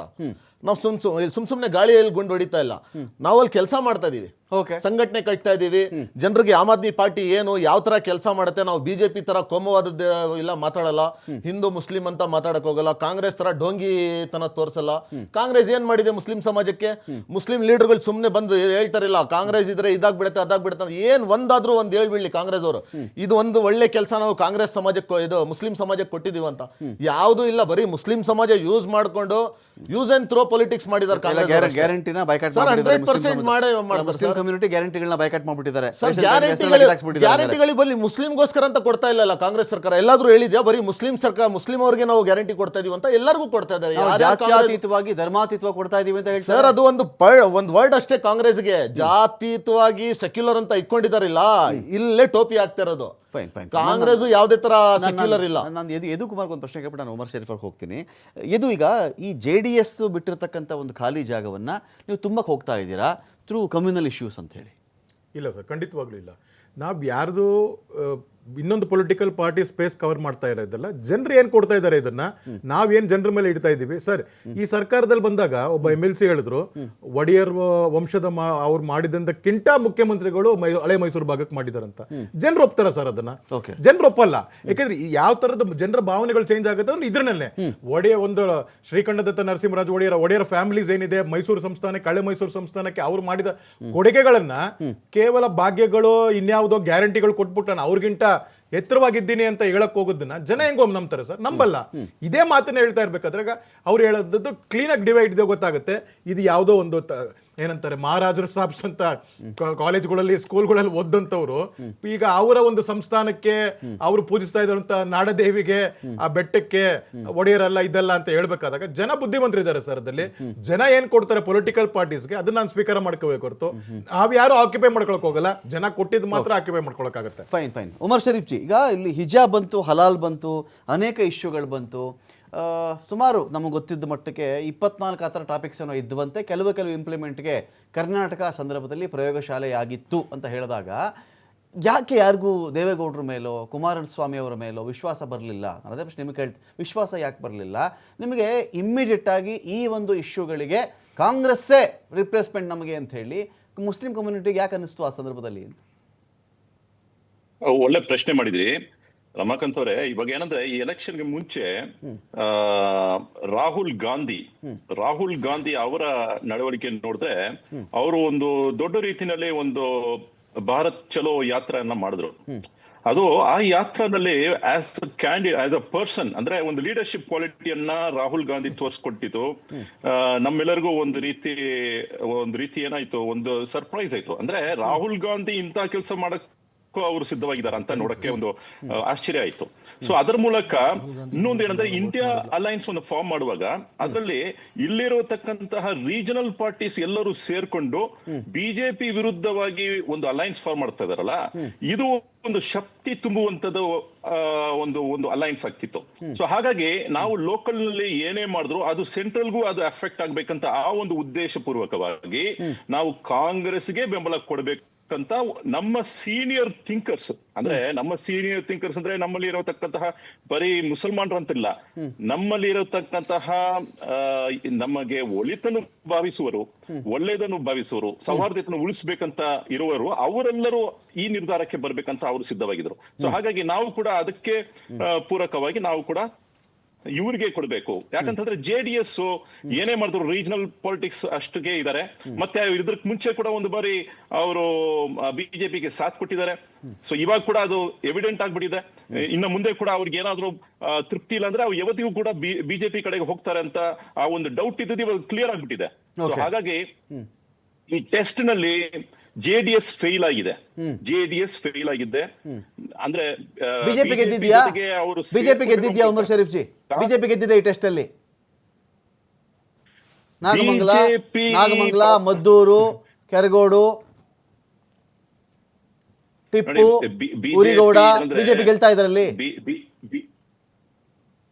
ಬಿಜೆಪಿ ಎಷ್ಟು ಮಟ್ಟಿಗೆ ಅಲ್ಲಿ ಗೆದ್ದಿದ್ದಾರೆ ಅಂತ ನನಗೆ ಎಕ್ಸಾಕ್ಟ್ ನಂಬರ್ಸ್ ಗೊತ್ತಿಲ್ಲ ರಮಾಕಾಂತ್ ಅವರೇ. ಅಂದ್ರೆ ಮುಂಚೆ ಅದ್ ಸ್ವಲ್ಪ ನಾನು ಕಂಪ್ಯಾರಿಸನ್ ಮಾಡ್ಬಿಟ್ಟೆ ಹೇಳ್ಬೇಕಾಗಿರತ್ತೆ. ಅವ್ರು ಎಷ್ಟು ಮಟ್ಟಿಗೆ ಮುಂಚೆ ಇದ್ರು, ಆಮೇಲೆ ಅವ್ರಿಗೆ ಹೇಗೆ ಪರಿವರ್ತನೆ ತಗೊಂಡ್ ಬಂದ್ರಂತ ನೋಡ್ಬೇಕಂದ್ರೆ ನಾನು ಸ್ವಲ್ಪ ಅದನ್ನ ಅನಾಲಿಸಿಸ್ ಮಾಡ್ಬಿಟ್ಟು ನಾನು ಮಾತಾಡ್ಬೋದು. ಅಖಾಡ ಬಿಗ್ ಫೈಟ್ ವಿಶೇಷ ಮತ್ತೆ ಮುಂದುವರಿಸ್ತಾ ಇದ್ದೀನಿ. ಈ ಒಂದು ಬ್ಯಾಟಲ್ ಏನು ಶುರುವಾಗ್ತಾ ಇದೆಯಲ್ಲ ಈಗ, ಆಯಿತು JDS ವಿಚಾರದಲ್ಲಿ ಬಹಳಷ್ಟು ನಿರಾಶಾದಾಯಕ ವಾತಾವರಣ ಇವತ್ತಿಗಿದೆ. ನಿಖಿಲ್ ಕುಮಾರಸ್ವಾಮಿ ದೊಡ್ಡ ಮಟ್ಟದಲ್ಲಿ ರಾಜ್ಯದ ಸಂಚಾರ ಮಾಡ್ತಿರ್ತಕ್ಕಂಥ ಬೆಳವಣಿಗೆ ಒಂದು ಕಡೆ ಇದೆ. ಅನೇಕರು ಹೇಳ್ತಾರೆ ಮಂಡ್ಯದಕ್ಕೆ ಏನೇನು ಮಾಡಬೇಕು ನಿಖಿಲ್ ಕುಮಾರಣ್ಣ, ನೀವು ಇಲ್ಲಿ ಬನ್ನಿ, ಹಾಸನಕ್ಕೆ ಏನು ಮಾಡಬೇಕು ಬನ್ನಿ, ಯಾವ್ಯಾವ ಯೋಜನೆ, ಮಂಡ್ಯಕ್ಕೆ ಬೆಲ್ಲ ಅನ್ನೋದೊಂದು ಸಿಕ್ಕಿದೆ, ಮಂಡ್ಯ ಭಾಗಕ್ಕೆ ಒಂದು ಹೆಗ್ಗುರುತಾಗಿ ಸಿಕ್ಕಿದೆ, ಅದನ್ನೇ ಇಂಪ್ರೂವ್ ಮಾಡ್ಬೋದು ಬನ್ನಿ, ನೀವು ಕೆರಗೋಡ್ಗೆ ಯಾಕೆ ಹೋಗ್ತೀರಿ ನಿಖಿಲಣ್ಣ, ನೀವು ಮದ್ದೂರಿಗೆ ಯಾಕೆ ಹೋಗ್ತಾ ಇದ್ದೀರಿ ನಿಖಿಲಣ್ಣ, ಬನ್ನಿ ಬನ್ನಿ ಅಂತ ಜನ ನಾನು ಸೋಷಿಯಲ್ ಮೀಡಿಯಾ ಪೋಸ್ಟ್ ಓದ್ತಾ ಇರ್ತೀನಿ. ಮಾಡಬೇಕಾಗಿರೋ ಕೆಲಸ ಬೇರೆನೋ ಇದೆ. BJPಯವರ ಟ್ರ್ಯಾಪ್ ಇದು. BJPಯವರ ಟ್ರ್ಯಾಪ್ಗೆ ನೀವು ಬಿದ್ದು ಹೋಗಬೇಡಿ, ನಿಮಗೆ ಬೇರೆನೇ ಕೆಲಸಗಳಿದೆ, ಈ ನಿಟ್ಟಿನಲ್ಲಿ ಬನ್ನಿ. ಟೋಲ್ ವಿಚಾರದಲ್ಲಿ ನಾವು ಟೋಲ್ ಮುಕ್ತ ರೋಡ್ಸ್ತಾ ಹೆಂಗೆ ಮಾಡಬಹುದು, ಮಂಡ್ಯ ಭಾಗದಲ್ಲಿ ಸರ್ವಿಸ್ ರೋಡ್ ಕೊಡಬೇಕು ಅಂತ ನಾವು ಎಷ್ಟು ಮಟ್ಟಿಗೆ ಕೇಳ್ಕೊಳ್ಬಹುದಾಗುತ್ತೆ, ಇಂಥ ಹೋರಾಟಗಳಿಗೆ ಬನ್ನಿ. ಆ ಮೂಲಕ ಜನಕ್ಕೆ ಹತ್ತಿರ ಆಗಿ. BJPಯವರು ಟ್ರ್ಯಾಪ್ ಮಾಡ್ತಾರೆ, ನೀವು ಕೇಸರಿ ಶಾಲೆ ಹಾಕೊಂಡ್ರೆ ಮುಗಿದೋಯ್ತು, ಅದರ ಲಾಭ BJPಗೆ ಹೋಗುತ್ತೆ ಹೊರತು JDSಗೆ ಬರಲ್ಲ ಅಂತ ಹೇಳಿ. ಇದು ಯಾವುದೇ ರೀತಿ ಟ್ರ್ಯಾಪ್ ಅಲ್ಲ ಸರ್. ಇದರಲ್ಲಿ ಓಕೆ, ಒಂದು ಹಿಂದೂ ಧಾರ್ಮಿಕ ಇದಕ್ಕೆ ಧಕ್ಕೆ ಆದಾಗ, ಧಾರ್ಮಿಕ ಭಾವನೆಗಳ ಧಕ್ಕೆ ಆದಾಗ ಒಂದು ಹಿಂದೂ ಆಗಿ ಸ್ಪಂದಿಸುವಂಥದ್ದು ಬರುವಂಥದ್ದು. ಆ ನಿಟ್ಟಿನಲ್ಲಿ ಅವರು ಬಂದಿರುವಂಥದ್ದು, ನಾವು ಹೋಗಿರುವಂಥದ್ದು. ಆದ್ರೆ ನಾವು ಕಡೆಯದಾಗ ಇನ್ನೊಂದ್ಸರಿ ಪ್ರಶ್ನೆ ಕೇಳೋದೇನು ಅಂದ್ರೆ, ಕಲ್ಲು ಹೊಡೆದಿದ್ದು ಎಲ್ಲಿಂದ, ಕಲ್ಲು ಬಂದಿದ್ದು ಎಲ್ಲಿಂದ? ಈಗ ಅವ್ರು ಕಲ್ಲು ಹೊಡಿದೇ ಹೋಗಿದ್ರೆ, ಆ ಕಲ್ಲು ಬರ್ದೇ ಹೋಗಿದ್ರೆ ನಾವೇ ಕಲ್ಲು ಹೋಗ್ತಾ ಇದ್ವಿ, ನಾವೇ ಕೆಲವು ಪ್ರಶ್ನೆ ಅದೇ ಇರ್ಬೇಕಾಗಲ್ಲ ಸರ್ ಅಲ್ಲಿ. ಇದನ್ನೇ ಮೂಲಭೂತ ಪ್ರಶ್ನೆನ ಅವತ್ತು ಉಮರ್ ಶರೀಫ್ ಅವ್ರು ಕೇಳಿದೆ, ಪಾಪ ಅವರು ರಿಪ್ಲೈ ಕೊಟ್ಟಿಲ್ಲ.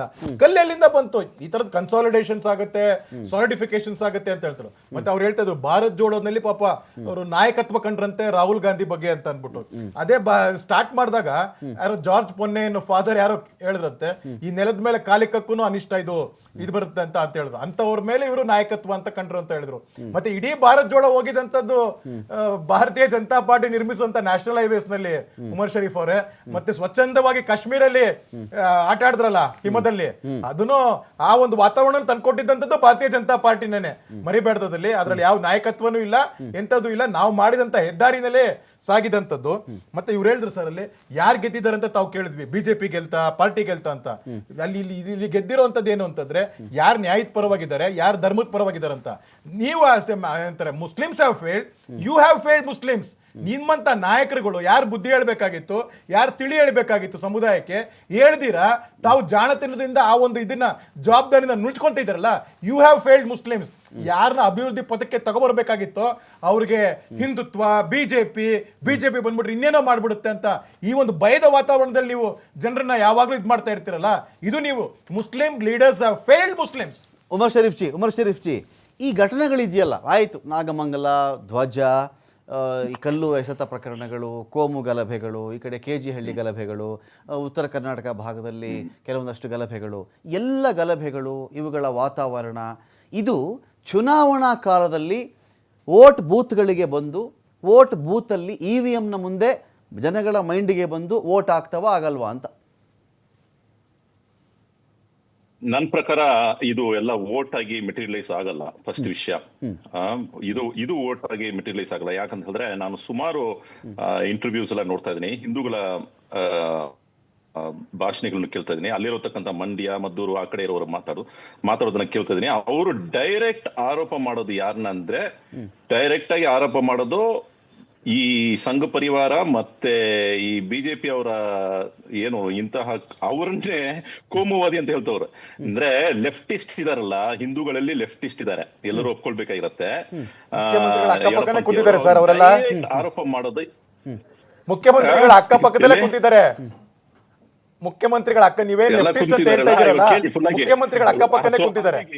ಹಾಗಾಗಿ ಅದೇ ಗೊತ್ತಿದೆಯಲ್ಲ, ಆದ್ದರಿಂದ ಇದೆಲ್ಲ ಒಟ್ಟಾಗಿ ಕನ್ವರ್ಟ್ ಆಗಲ್ಲ ಅಂತ ನನ್ನ ಮಾತಿರೋದು. ಯಾಕಂದ್ರೆ ಹಿಂದೂ ಸಮುದಾಯದಲ್ಲಿ ಇವೆಲ್ಲವನ್ನು ನೋಡಿ ಇದನ್ನ ಏನ್ ನಡೀತಿದೆ, ಏನಕ್ಕೋಸ್ಕರ ನಡೀತಿದೆ ನೋಡಿ.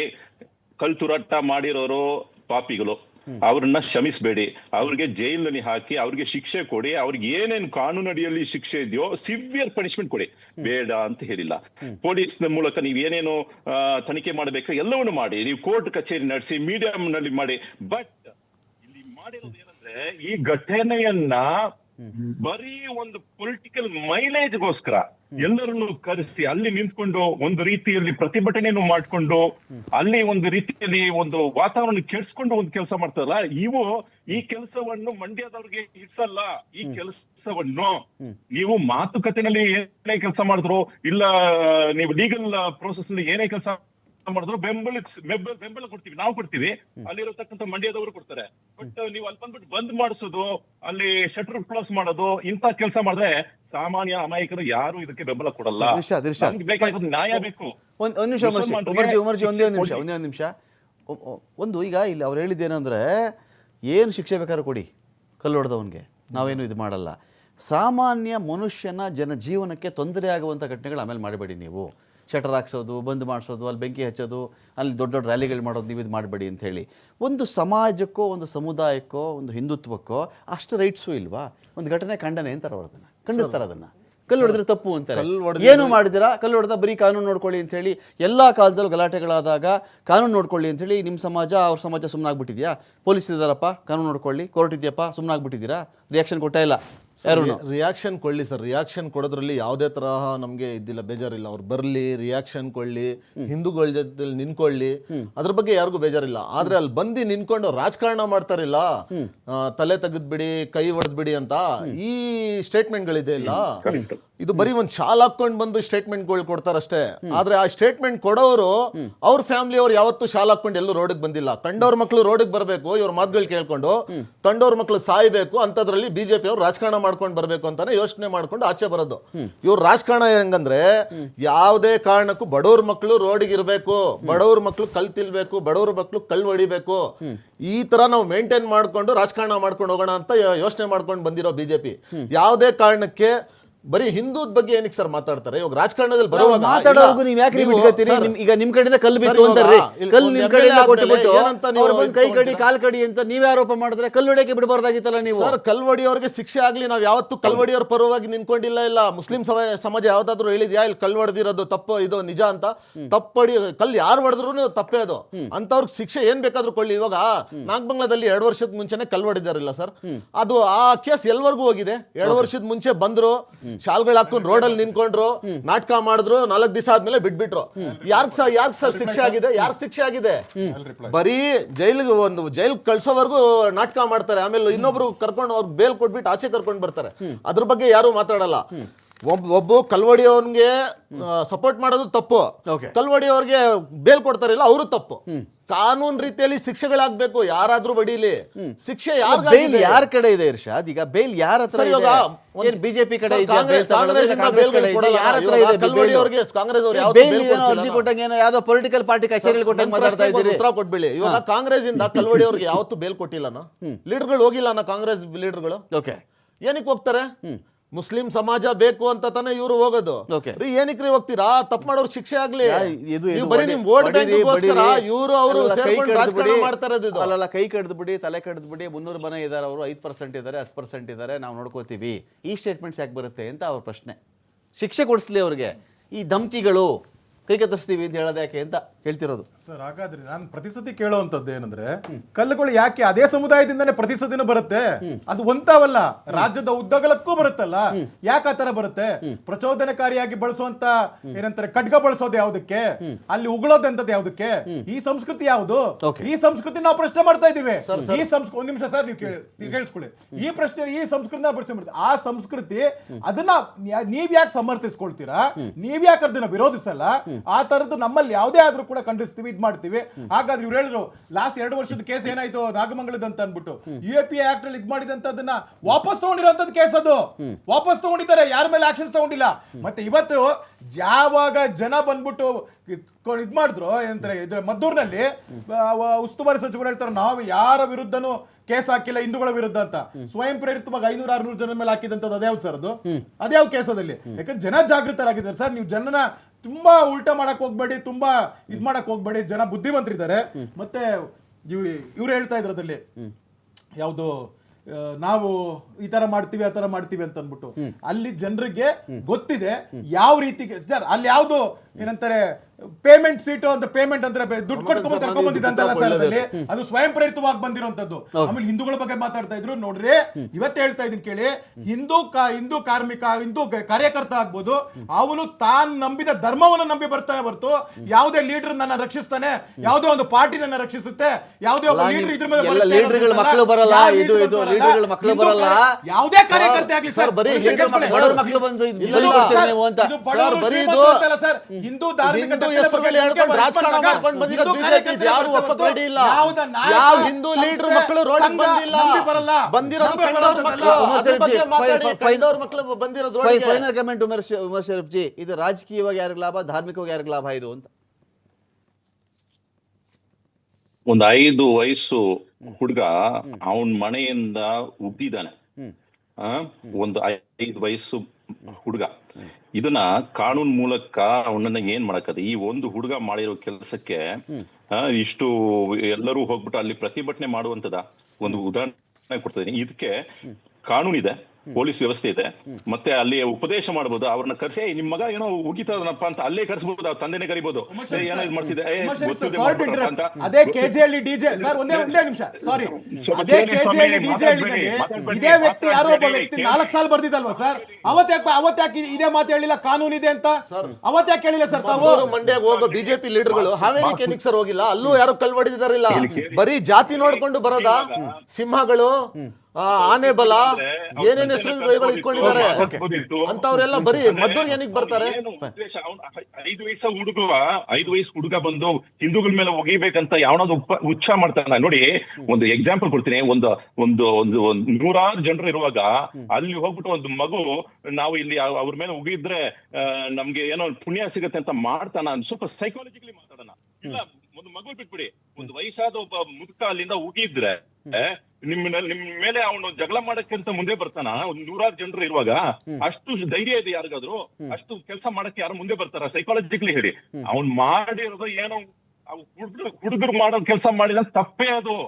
ಕಾನೂನು ರೀತಿಯಲ್ಲಿ ಏನ್ ಮಾಡ್ಬೇಕು ಮಾಡಿ, ಅವ್ರ ತಂದೆನ ಕರ್ಸಿ ಉಪದೇಶ ಮಾಡಿ, ತಂದೆ ಕರೆದ್ರೆ ಅವ್ರು ಕೂಡ ಬೈತಾರೆ, ಏನೋ ಮಾಡಿದ್ರೆ ಇಲ್ಲಿ ಇಳಿಯಾಕ ಹೋಗಿದೆ ಅಂತ ಅವ್ರು ಬೈತಾರೆ. ಅದೆಲ್ಲ ಮಾಡದೆ ಇದು ಡೈರೆಕ್ಟ್ ಆಗಿ ಎಲ್ಲರನ್ನು ಕೂಡ್ಸಿ ಅಲ್ಲಿ ಬಂದ್ಬಿಟ್ಟು ಬನ್ನಿ ನಾವು ಪ್ರತಿಭಟನೆಗೆ ಇಳಿಯೋಣ ಅಂತ. ಏನ್ರಿ ಇದು ಪ್ರತಿಭಟನೆ ಮಾಡಕ್ಕೆ ಇದೆಲ್ಲ ಇದು ವಿಚಾರಗಳು? ಮತ್ತೆ ಕೆಜಿಯಲ್ಲಿ ಡಿಜಿಯಲ್ಲಿ ಅದು ಮಾಡಿರೋರು ಯಾರ್ಯಾರು ಮಾಡಿದ್ರೋ ಎಲ್ಲರಿಗೂ ಶಿಕ್ಷೆ ಆಗ್ಬೇಕು. ನಾವು ಫಸ್ಟ್ ಹೇಳಿದ್ವಿ, ಇವತ್ತಿಲ್ಲ, ಫಸ್ಟ್ ದಿನನೇ ಹೇಳಿದೀವಿ. ಮತ್ತೆ ಇನ್ನ ಮುಂದೆ ಮುಸ್ಲಿಂ ಸಮಾಜದ ಲೀಡರ್ಸ್ ಗಳು ಇಂತ ಕೆಲಸ ಮಾಡಬಾರ್ದು. ಮಾಡಿದ್ರೆ ಯಾರೆಲ್ಲ ಅಲ್ಲಿ ಪ್ರತಿಭಟನೆ ಅಂತ ಪೊಲೀಸ್ ಆಚೆಗೆ ಹೋಗ್ತಾರೋ ಅವ್ರನ್ನ ಫಸ್ಟ್ ಬಂಧಿಸ್ಬೇಕು. ಅದು ಮೌಲ್ವಿ ಆಗ್ಲಿ ಇಲ್ಲ ಉಲಮ ಆಗ್ಲಿ. ಮಸೀದಿ ಅಂದ್ರೆ ಅವರು ಗಾಡಿ ಟೋಪಿ ಇಟ್ಕೊಂಡು ಪೊಲೀಸ್ ಸ್ಟೇಷನ್ ಆಚೆ ನಿಂತ್ಕೊಂಡು ಪ್ರತಿಭಟನೆ ಮಾಡಕ್ಕೆ ಹೋದ್ರೆ ಫಸ್ಟ್ ಅವ್ರನ್ನ ಒಳಗೆ ಹಾಕ್ಬೇಕು. Fine, thank you Umar Sharif ji, thank you Yadukumar ಗೌಡ್ರೆ, ಥ್ಯಾಂಕ್ ಯು ಇರ್ಷಾದ್.